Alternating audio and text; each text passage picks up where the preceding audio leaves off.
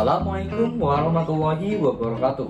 Perkenalkan, nama saya Alkindi Fauzan Maulana dari kelas 9C nomor absen 4. Nah, pada video ini saya akan menceritakan sebuah cerita fantasi dengan judul Cermin Ajaib.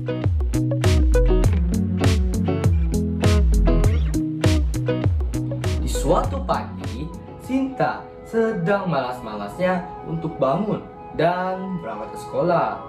Itu pasti karena semalam PR-nya baru bisa diselesaikan pada pukul 11 malam. Ia pun hanya bisa membuka sebelah matanya dan melihat jam bekernya.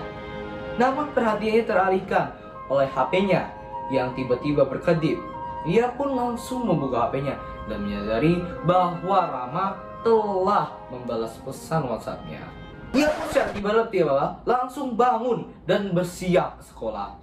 Itu tak mengherankan, karena secara diam-diam Rama adalah tambatan hati Sinta. Nah, Sinta menyukai Rama karena dia ini ramah, sopan, dan tak kalah penting, dia ini berprestasi di sekolahnya. Keren. Nah, Sinta walaupun masih duduk di kelas 10 SMA, dia sudah bisa untuk belajar berdandan. Namun dandanan yang ia pakai tidak berlebihan dan hanya untuk menjaga kesehatan wajahnya aja, biar nggak ada jerawat gitu.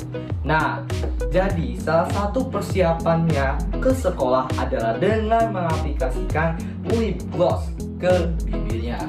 Namun sayangnya pada pagi itu ia tidak menemukan cermin dandan yang biasa ia gunakan.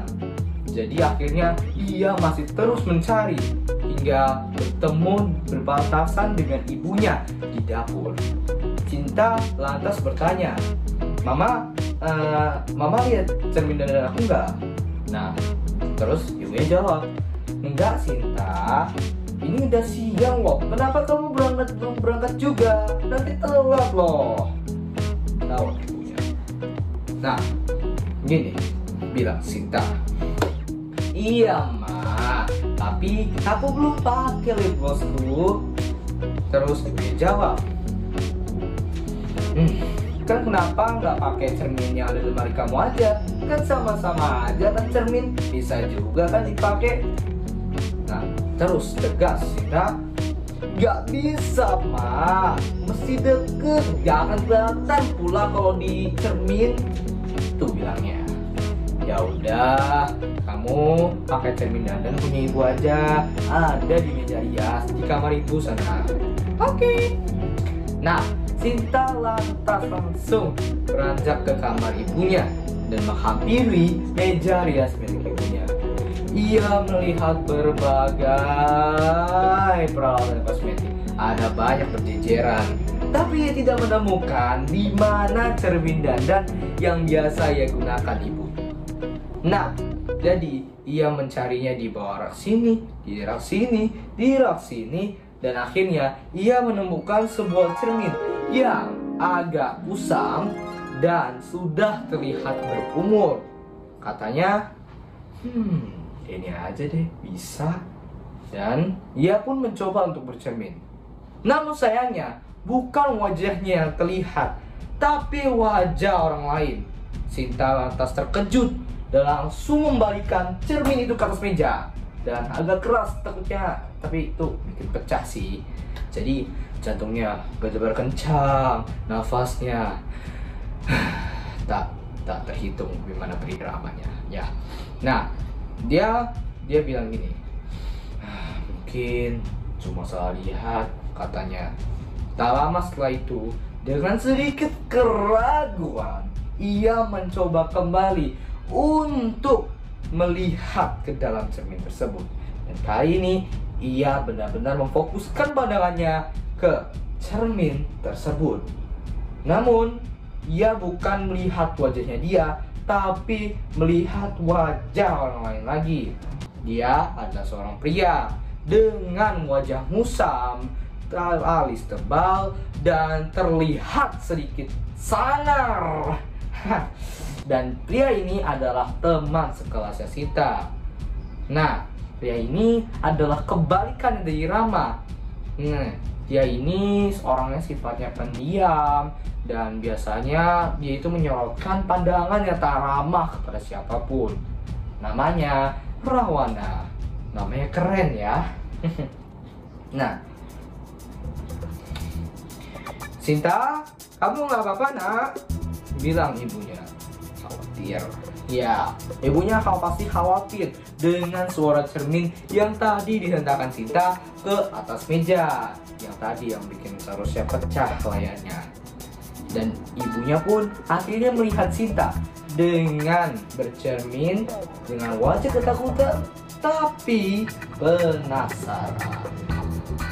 Loh, kok kamu pakai cermin yang itu, Sin? Kata ibunya. Tapi Sinta belum menjawab dan masih keheranan dengan cermin tersebut. Tapi dengan pertanyaan ini, oh, kamu bisa lihat juga, Sin. Kamu lihat siapa? Dan kali ini Sinta menjawabnya. Loh, ini, kok mama tahu? Ini aku lihat Rahwana mah, temen kelas. Oh, tidak pernah ya. Bagus. Apa yang bagus, Pak? Ini gimana sih? Nah, tanya Sinta kebingungan. Nah, cermin itu yang sedang kau pegang itu adalah pusaka keluarga kita. Dan biasanya nenek kamu sih nyebutnya cermin jodoh. Bilang ibunya. Hah? Ih, ngapain nama Rahwana juga? Sinta mah gak mau sama dia. Malahan agak keki gitu kan. Ih, jodoh mana tahu sih. Ih, gak mau. Ih, ya udah, kok juga masih duduk di kelas 10 SMA. Mana tahu soal begituan. Belum umur.